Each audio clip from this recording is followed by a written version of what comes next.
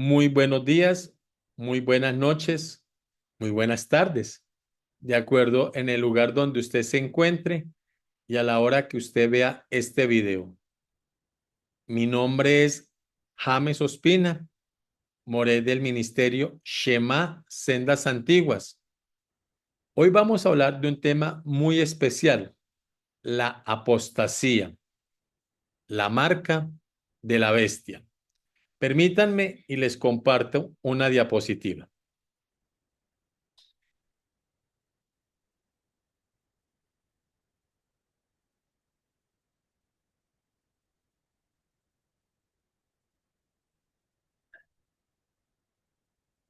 La apostasía. Permítanme que aquí se me fue muy adelante. Vamos a definir qué significa apostasía. La apostasía, de acuerdo con el diccionario, se refiere a la renuncia de una persona a sus creencias religiosas o políticas, así como al abandono de su religión o partido. Según el diccionario bíblico, implica apartarse de una posición previa. La pregunta que nos tenemos que hacer es, ¿cuál fue la posición o doctrina de nuestro Salvador? Si vamos al libro de Juan, capítulo 7, versículo 16, el rey dice lo siguiente. Yehoshua le respondió y dijo, mi doctrina no es mía, sino de aquel que me envió. Se lo voy a repetir. El Rey de Reyes y Señor de Señores le dijo a la audiencia que lo estaba escuchando que su doctrina, su enseñanza no era de él, sino de aquel que lo envió. Lamentablemente, hoy muchas personas creen que el Rey de Reyes vino a fundar una nueva religión, cuando él jamás dijo que la enseñanza salía de él como algo nuevo, sino que su enseñanza ya estaba establecida con anterioridad y eran las palabras que el Todopoderoso había declarado en lo que tú y yo hoy conocemos como Antiguo Testamento. Por lo tanto, él no vino a enseñar nada nuevo, sino a enseñar y ampliar lo que ya había sido mostrado, lo que ya había tenido una posición previa.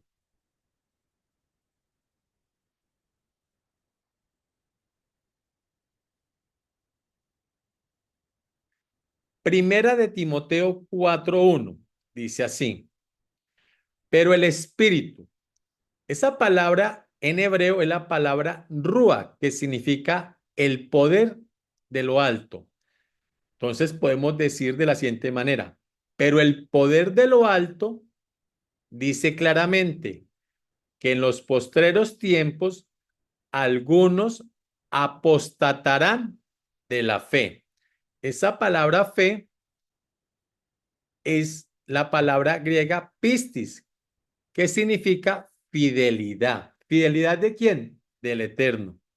La palabra fe en hebreo no existe. La palabra emuná en hebreo significa fidelidad del Eterno. Entonces, poniéndolo en contexto, lo podemos leer. Pero el poder de lo alto dice claramente que en los postreros tiempos algunos apostatarán de la fidelidad del Creador, escuchando a espíritus engañadores y a doctrinas de demonios. Y quiero que veamos esa frase que dice espíritus engañadores y a doctrinas de demonios. En griego dice neuma planos kai didascalia daimonion. Eso significa rujots, que es la palabra plural para espíritu. ¿Y qué son rujots? Acuerde que la palabra rúa significa poder de lo alto, también significa viento, Y otro significado es intenciones, ánimos, ideas. Jamás se trata de buscar espíritus como Gasparín, de volvernos cazafantasma. Entonces, ¿qué están escuchando estas personas que apostatan? Están escuchando ideas, intenciones engañadoras, o sea, que te llevan al error, es decir, enseñanzas de otras deidades. Eso es la apostasía. Se lo voy a leer ahora sí con todas las definiciones. Pero el poder de lo alto dice claramente que en los postreros tiempos algunos apostatarán de la fidelidad del Eterno, escuchando ideas e intenciones que te llevan al error, es decir, enseñanzas de otras deidades. Y usted dice, no, pero eso fue hace 2000 años. Hoy, como lo vamos a ver más adelante, hay muchas cosas que aparentan ser santidad, pero no lo es.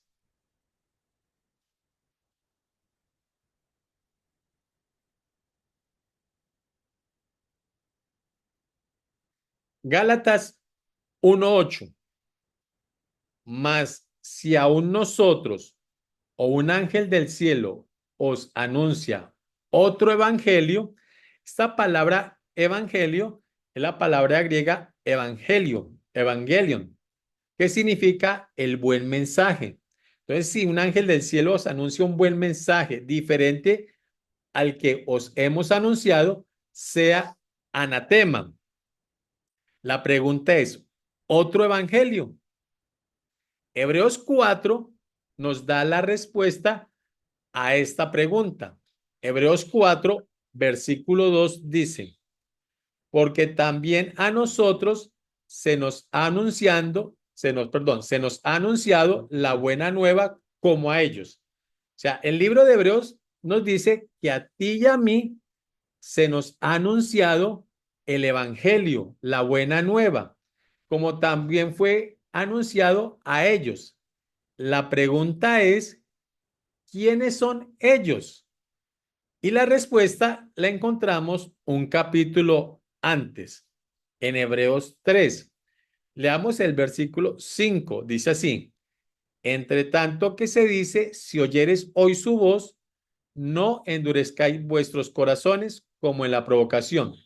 Y el versículo 16 nos dice quiénes son ellos. ¿Quiénes fueron los que habiendo oído le provocaron? ¿No fueron todos los que salieron de Egipto por manos de Moisés? ¿A quién se está refiriendo Hebreos 3? A todo el pueblo, a esas 2 millones de personas que salieron de Egipto, salieron de la esclavitud y el Eterno los llevó al desierto. ¿Qué fue lo que ellos escucharon en el desierto?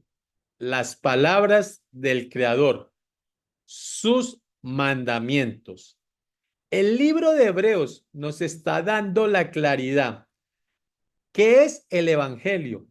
El Evangelio es la palabra del Eterno dada en el monte Sinaí, o sea, los mandamientos.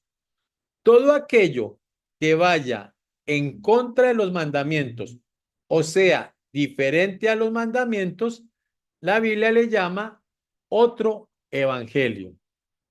El verdadero evangelio que se nos ha dado a ti y a mí, también fue dado a ellos, a esos 2 millones de seres humanos en el monte Sinaí. El verdadero evangelio es la Torá.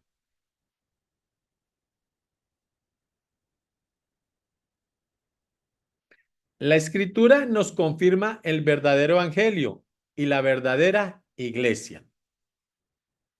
Hechos 7, versículo 38, dice así, este es aquel Moisés que estuvo en la congregación. Ahí la palabra que aparece en griego es la palabra eclesía. Entonces, este es aquel Moisés que estuvo en la eclesía en el desierto. con el ángel que le hablaba en el monte Sinaí, y con nuestros padres, y que recibió palabras de vida que darnos. La Biblia nos está mostrando que la eclesía no nace en Pentecostés, como muchas iglesias cristianas enseñan. La eclesía nace en el monte Sinaí, cuando están recibiendo los mandamientos del Creador. Y vamos a corroborarlo. Si vamos al libro de Santiago, versículo 14, dice así: ¿Está alguno enfermo entre vosotros? Llame a los ancianos de la eclesía y oren por él, ungiéndole. Mire que la misma palabra que aparece en Hechos 7:38 es la misma palabra que aparece en Santiago 5:14. ¿Dónde está el error? El error es causado por las Sociedades Bíblicas Unidas, que cambiaron la palabra en Hechos 7 y le colocaron congregación, y en Santiago 5 le colocaron iglesia.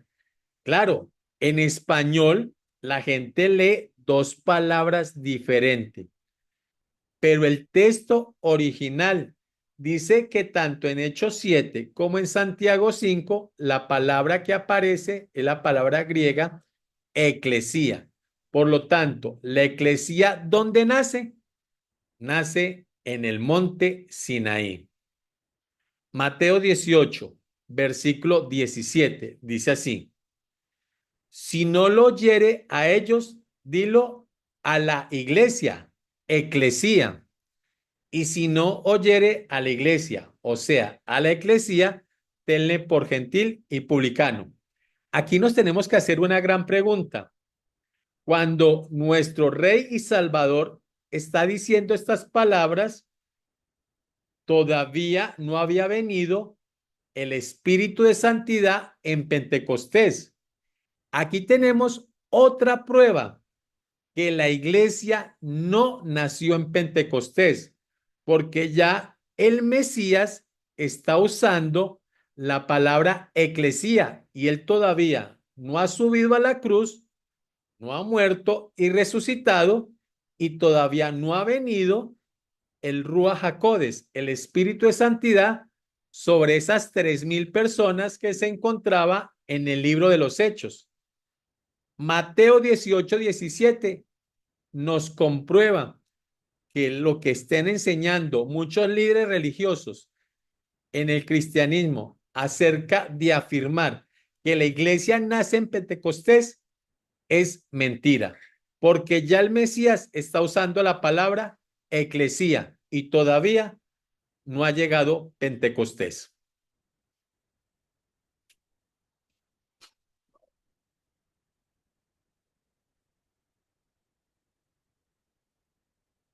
Segunda de Tesalonicenses 2 dice así: pero con respecto a la venida de nuestro Señor Yehoshua y nuestra reunión con él, os rogamos, hermanos, que no os dejéis mover fácilmente de vuestro modo de pensar, ni os conturbéis, ni por rúa.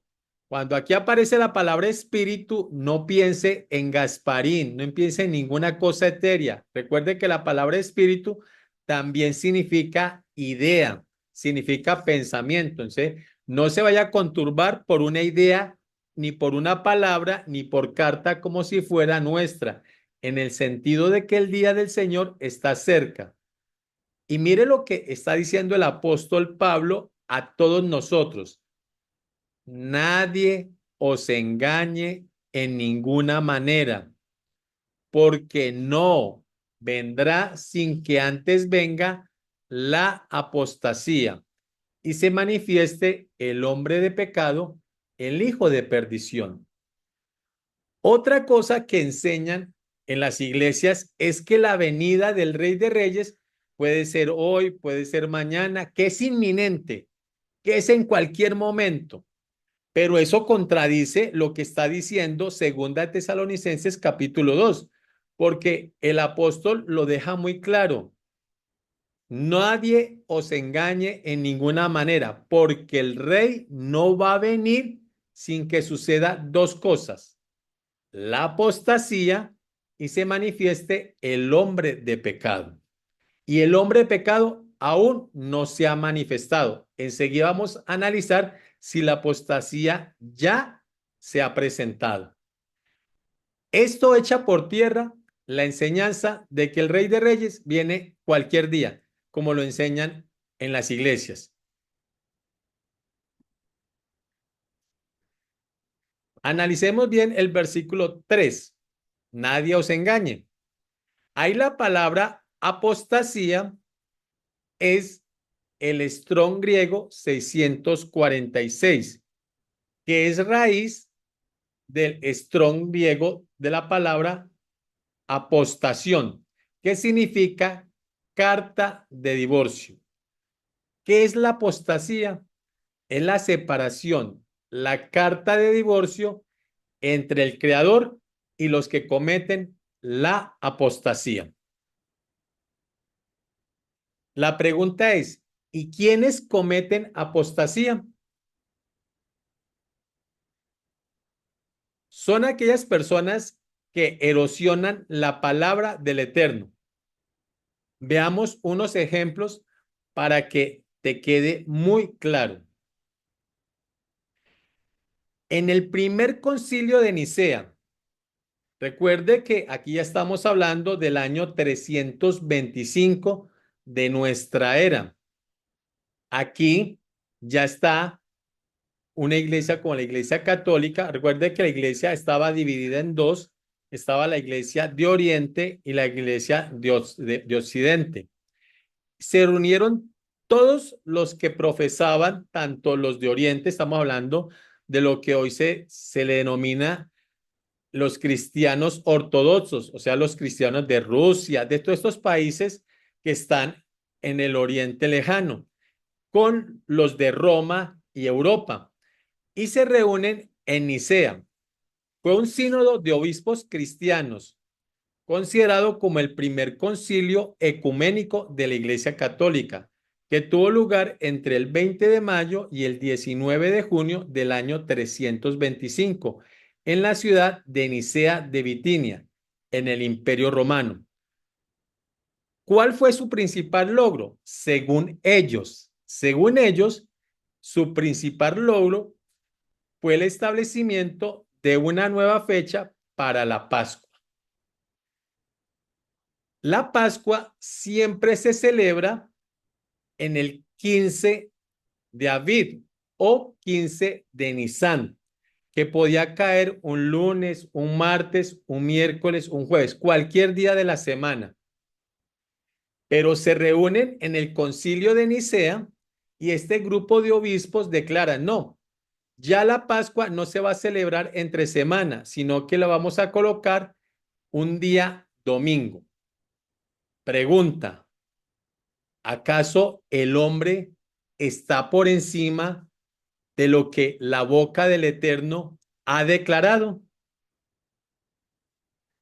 Esto es apostatar. Veamos otro ejemplo. Concilio de Laodicea, Canon 29. En el sínodo de la Odisea, que tuvo lugar alrededor del año 363 al año 364 de nuestra era, incluye un canon, el 29, que declara que los cristianos no debían judaizarse descansando en el sábado, sino que deberían trabajar el día sábado, en lugar de honrarlo como el día del Señor. Y si pueden entonces descansar como cristianos. ¿Qué nos está diciendo el canon 29? Recordemos que la Biblia nos dice en Génesis 2 que nuestro creador descansó el día séptimo y que él santificó ese día.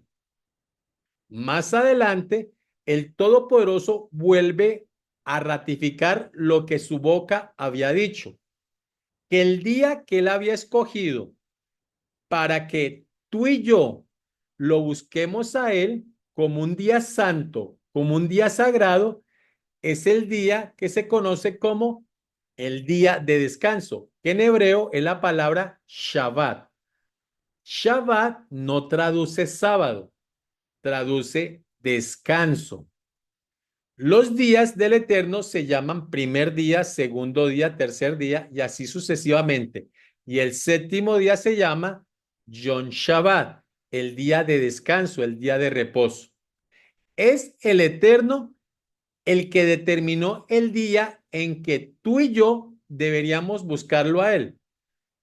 Pero en el año 363 se reunieron en la Odisea y fueron los hombres quienes determinaron que ya no se querían reunir el día sábado y lo pasaron para el día domingo. La pregunta es, ¿agrada al creador esto? Si tú como padre de familia determinas en tu casa una regla, ¿a ti te gustaría que tus hijos se levantaran un día y dijeran, no, mi padre ya es un viejo, no, mi mamá ya está pasada de moda? Aquí se hace esto. A ningún padre le va a gustar esa barbaridad. Por lo tanto, mucho menos al creador. Es el hombre el que cambia el día declarado por el creador y lo hace a su propio gusto. Hay que recordar que el día domingo estaba dedicado a una deidad pagana llamada el Sol Invictus. Nosotros sabemos hoy en día que jamás el Eterno cambió el día de reposo. Ahora estamos comprobando que fue el ser humano el que cambió el día de reposo. Esto es apostatar. Veamos otro ejemplo. Concilio de Nicea del año 328. Se reúne la iglesia cristiana del Oriente y la del Occidente y declaran el dogma de la Trinidad. Marcos 12, versículo 28, dice así: acercándose uno de los escribas que los había oído disputar y sabía que les había respondido bien, le preguntó, ¿cuál es el primer mandamiento de todos?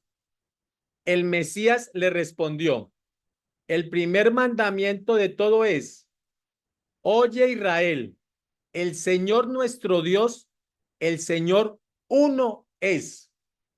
Jamás, jamás el mandamiento principal es amar a Dios sobre todas las cosas. Lo que pasa es que en otras versiones arrancan diciendo amarás al Señor tu Dios con toda tu alma y ese no es el mandamiento principal. Afortunadamente, las Sociedades Bíblicas Unidas no tocaron Marcos 12:28, porque aquí el Rey de Reyes nos está diciendo que el primer mandamiento en la ley del Eterno es, oye Israel, el Señor es nuestro Dios, el Señor uno es. Aquí está hablando de la unicidad del Creador, la unicidad de nuestra deidad. Pero no contento con esto, en el concilio de Nicea echan por tierra las palabras de nuestro Salvador y se inventa el dogma de la Trinidad. La Trinidad jamás estuvo en la Biblia.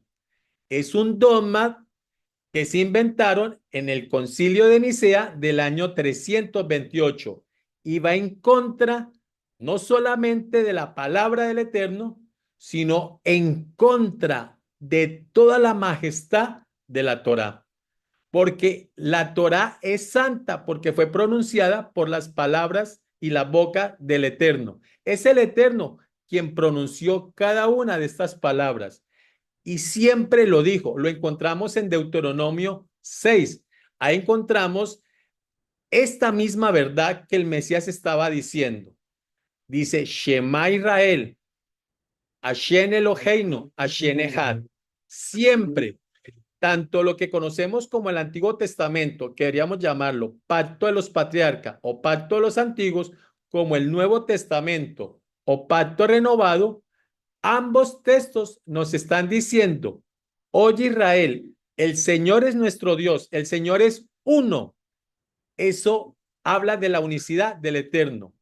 La Trinidad no está en la Biblia, pero muchos creyentes cristianos creen en un dogma que se inventaron los hombres y creen que está en la Biblia. La Trinidad no existe. Esto es apostatar. Hoy el cristianismo es una institución que tiene un grupo de valores éticos que los hace diferente al resto del mundo. Y esto lo decimos sin ánimo de ofender a las 48,000 denominaciones cristianas. Pero como lo hemos visto anteriormente, hoy el cristianismo habla de la Trinidad, se congrega en el día domingo y aparte de eso, se han apartado de los mandamientos del Eterno, diciendo que los mandamientos están abolidos. Todo lo anterior, palabras de hombres. Y muchísimos hermanos, buenos hermanos y hermanas que están en el cristianismo, están siendo engañadas por líderes que creo que es imposible que no conozcan o hayan leído bien la Biblia. Y si no lo han hecho, aquí estás tú y estoy yo para llevar este mensaje, porque nuestros hermanos se apartaron hace mucho rato de la verdad del Evangelio. Se han dedicado a erosionar la Torá, yendo en contra de las palabras de aquel que dicen seguir. Mateo 5 lo deja muy claro. Mientras los líderes cristianos enseñan que la ley está abolida, el Rey de Reyes declaró estas palabras. No penséis que he venido para abrogar la ley o los profetas. No he venido para abrogar, sino para cumplirla. Y me impresiona muchísimo el versículo 19 que dice, de manera que cualquiera que quebrante uno de estos mandamientos muy pequeños y así enseña a los hombres, muy pequeño será llamado en el reino de los cielos. Mas cualquiera que haga estos mandamientos y enseñe a otros a hacer estos mandamientos, este será llamado grande en en el reino de los cielos. Pregunta, si los mandamientos estuvieran abolidos como los enseña el cristianismo, ¿por qué el Rey de Reyes estaría dando estas palabras? Diciendo que el que los quebrante y así lo enseñe como lo hacen nuestros hermanos cristianos, serán llamados pequeños en el reino de los cielos. Pero personas como tú y yo, que hemos entendido que el Rey de Reyes no vino a abrogar la ley, sino que vino a ampliarla, vino a mostrarnos cosas que antes no veíamos de la misma ley, nos da la promesa que tú y yo guardamos los mandamientos y enseñamos a otro a guardar los mandamientos, el Rey de Reyes nos va a llamar grande en el reino de los cielos. Los mandamientos no están abolidos. Quien dice eso está apostatando.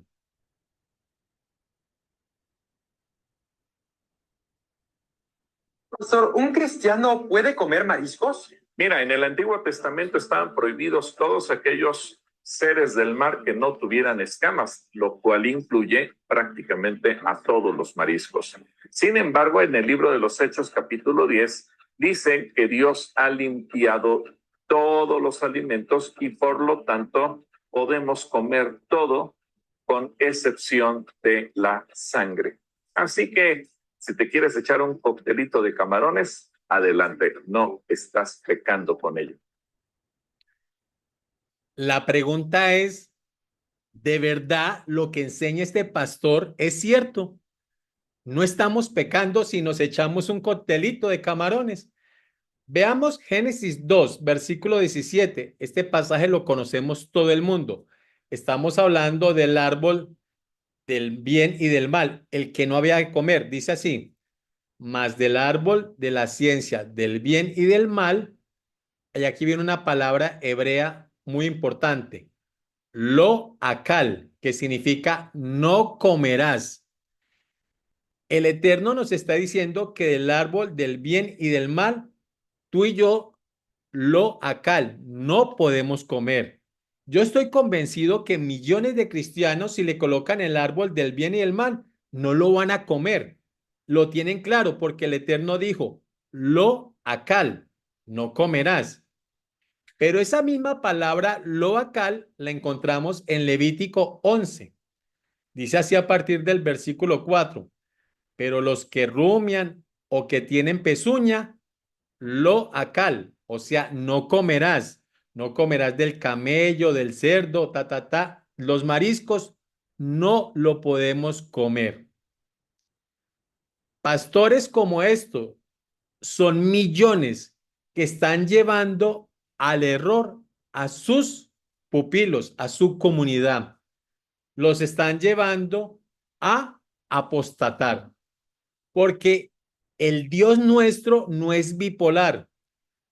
Él no se levantó un día y dijo, voy a joder a los judíos, a los israelitas en el desierto, los voy a joder. Tras que en el desierto no hay alimento, les voy a prohibir la mayoría de alimentos. Pero en el futuro vendrán unos hijos míos cristianos. No, a eso los voy a consentir. A eso sí les voy a permitir comer cerdo, mariscos, porque es que yo soy así, bipolar.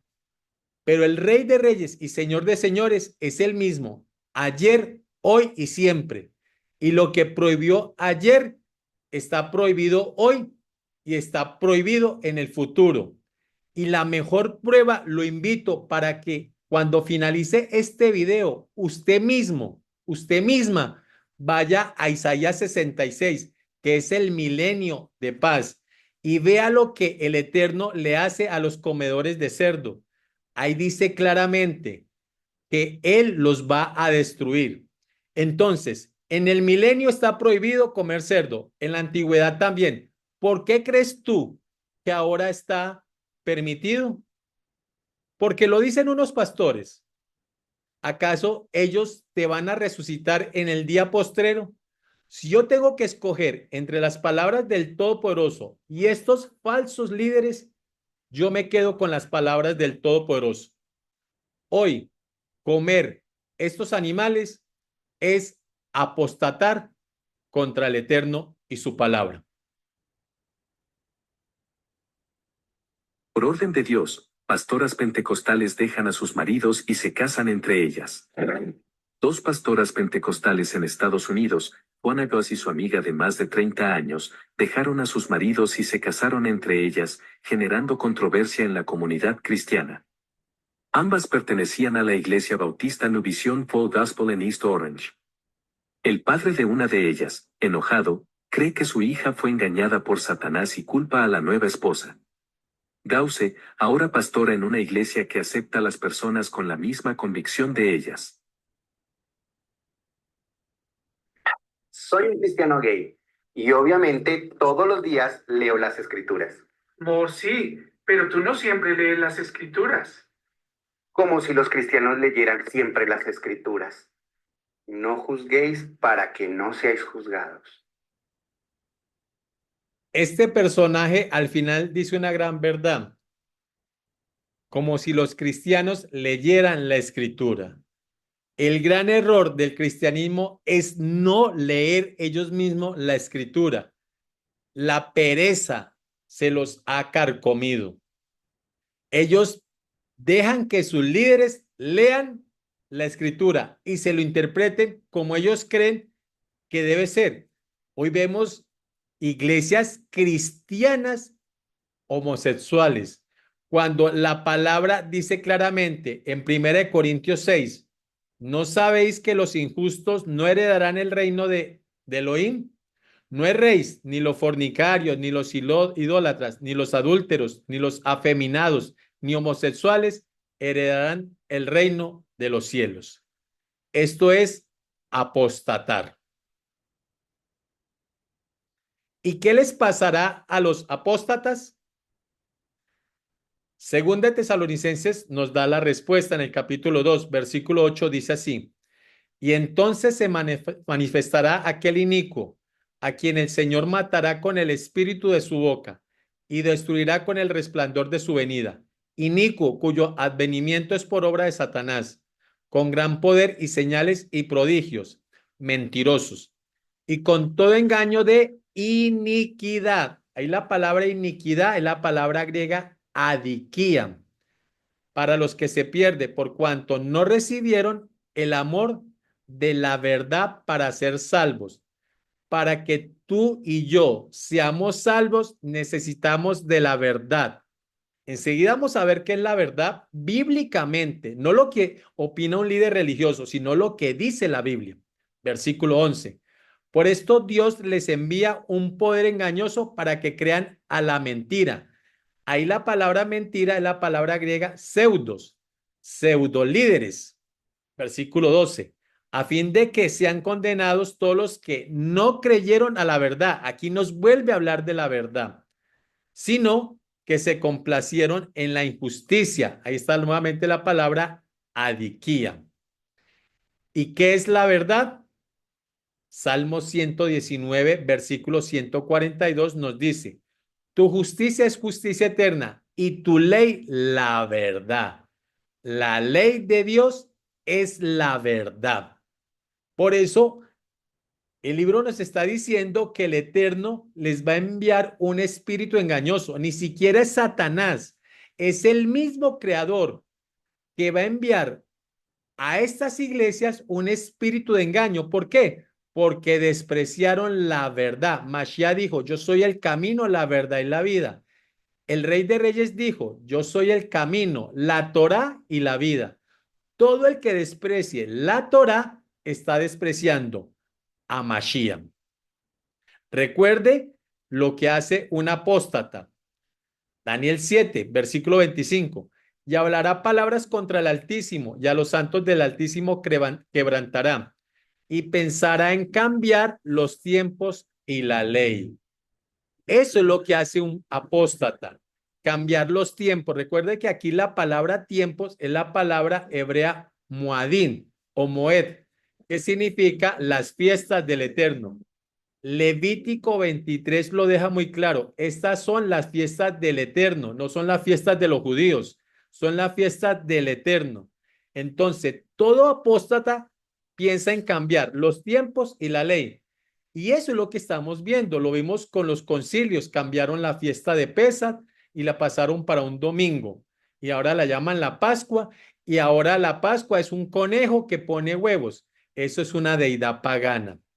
Aparte de eso, se inventaron una Semana Santa que nada tiene que ver con las citas del Eterno. Yo te invito a que leas Levítico 23 para que tú te enteres cuáles son las fiestas del Eterno. Y cambian la ley. Ahora las iglesias te enseñan que no, que si Dios en el pasado prohibía el cerdo, ahora lo limpió. ¿Dónde lo limpió? En ninguna parte. Dios no es bipolar. Él es el mismo ayer, hoy, siempre. Hoy vemos la apostasía en su plenitud, lamentablemente, entre muchos hermanos cristianos. Nosotros tenemos el deber de llevarles la luz, lo acepten o no lo acepten, pero en el día del gran juicio del trono blanco, allí será el crujir de dientes y el lloro. ¿Acaso no es eso lo que han enseñado los líderes cristianos? Pensar en cambiar los tiempos y la ley. Ya esto lo hemos visto. Y mire lo que dice Levítico 23. Habló el Eterno a Moisés diciendo: habla a los hijos de Israel y diles: las fiestas solemnes son del Eterno. ¿Los judíos la han hecho? Sí, son juiciosos, son obedientes. Tú y yo lo hemos venido haciendo porque hemos entendido que las fiestas son del Eterno y de sus escogidos.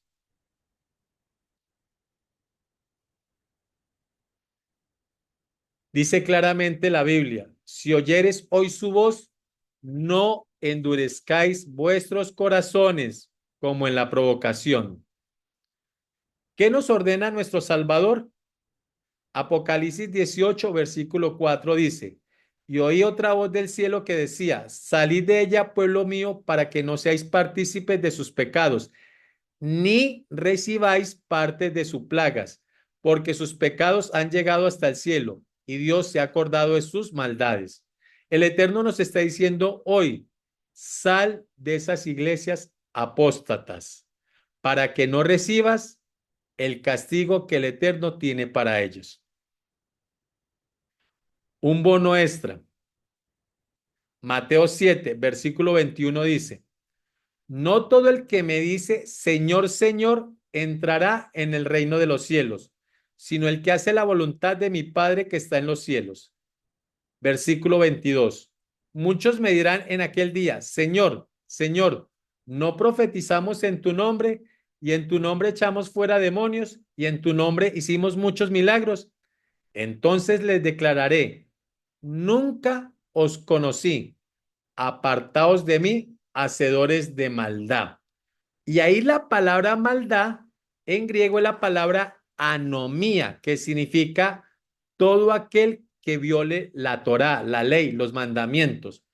Entonces, este versículo lo podemos leer de la siguiente manera.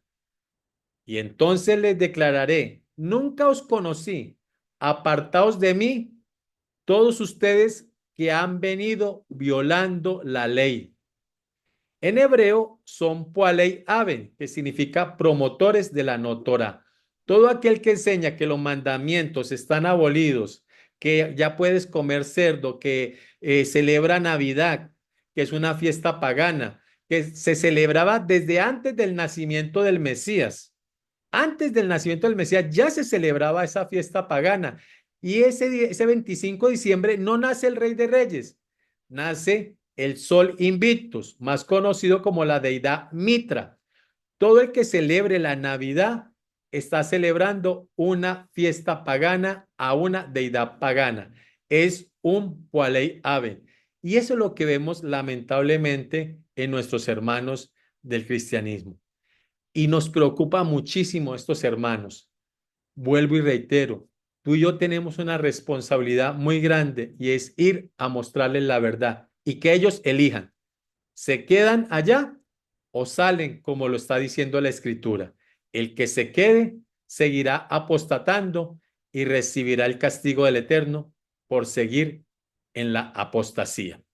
Veamos unos Poalei Aven. Repitas más el Padre Nuestro. El Padre Nuestro es un modelo de oración que Jesús nos enseñó, pero no es para recitarlo todos los días. Para orar debemos basarnos en el modelo del Padre Nuestro, ya que tiene un esquema perfecto. Padre Nuestro que estás en el cielo, santificado sea tu nombre. Debemos reconocer a Dios como un Padre que está muy cerca de ti. Debemos de alabarle, adorarle y santificar su nombre. Venga a nosotros tu reino y hágase tu voluntad en la tierra como en el cielo. En la tierra como en el cielo. Así, en el momento en que estemos pasando, no nos guste la voluntad, pero Él es sabio para saber qué nos conviene más. Danos hoy nuestro pan de cada día. Perdona nuestras ofensas, así como perdonamos a quienes nos ofenden. Aquí Dios te exhorta que si estás pidiendo perdón, primero debes perdonar. No nos dejes caer en tentación y líbranos de todo mal. Amén. Aquí le estás pidiendo a tu Padre que cuide tu espíritu, tu alma y tu cuerpo. Y cierras con un así sea. Uno escucha esto y como que le encuentra lógica, pero resulta que el Padre Nuestro no es un modelo de oración como enseñan muchos líderes cristianos. Están diciendo una barbaridad. Mateo 26, versículo 44 dice claramente, y dejándolos se fue de nuevo y oró por tercera vez diciendo las mismas palabras. Aquí nos muestra que el Mesías oró por tercera vez diciendo las mismas palabras. No es un error orar el Padre Nuestro y orarlo como se dice ahí. Si usted lee muy bien el versículo, ahí los discípulos le dicen al rey, Señor, enséñanos a orar como Juan enseñó a sus discípulos. ¿Acaso ellos no sabían orar? Enséñanos a orar como Juan enseñó a sus discípulos, nos está dando la claridad. En la época del Rey de Reyes, cada maestro, aparte de las oraciones que hacían a diario, el grupo como tal o la escuela, la yeshiva, tenía una oración que los identificaba a cada uno y los diferenciaba del otro. El Padre Nuestro nos identifica a ti y a mí como seguidores del Rey de Reyes y del Señor de Señores. Si tú tienes como maestro al Rey de Reyes, la única forma que tú lo dices delante del Eterno es cuando oras literalmente el Padre Nuestro. Y no como te enseñaron que las repeticiones son vanas, no, porque Mateo 26:44 me está diciendo que el rey oró por tercera vez diciendo las mismas palabras. Ahí no dice que es malo repetir las palabras. Ahí dice otra cosa. Hoy no vamos a entrar en ese detalle. Lo claro es que esta mujer es un Poalei Aben. Los Poalei Aben entran en tu vida de una manera que no te das cuenta. Pareciera que lo que te dijeran fuese la verdad. Si usted ha aceptado a Cristo Jesús, la sangre preciosa de Jesucristo te ha lavado de todos los pecados. Aquí encontramos otra barbaridad que dicen millones de cristianos. Cubren a sus hijos con la sangre de Cristo. Pero ¿qué dice Apocalipsis 1:5? Dice así: y del Mesías el testigo fiel, al que nos amó, y en español dice nos lavó. Ahí está el error.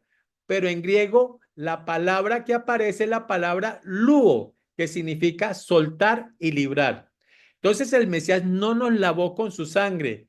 Él, a través de su sangre, nos libró, nos soltó de las cadenas del pecado.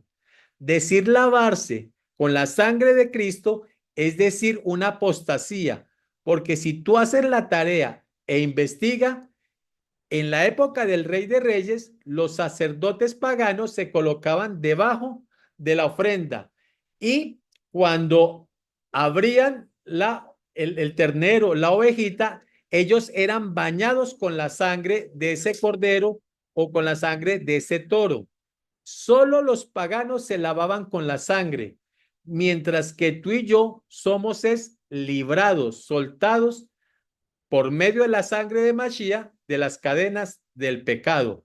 Aquí tenemos otro Poalei Aben, de los más famosos que encuentras en internet. Esto es apostatar. Preguntas.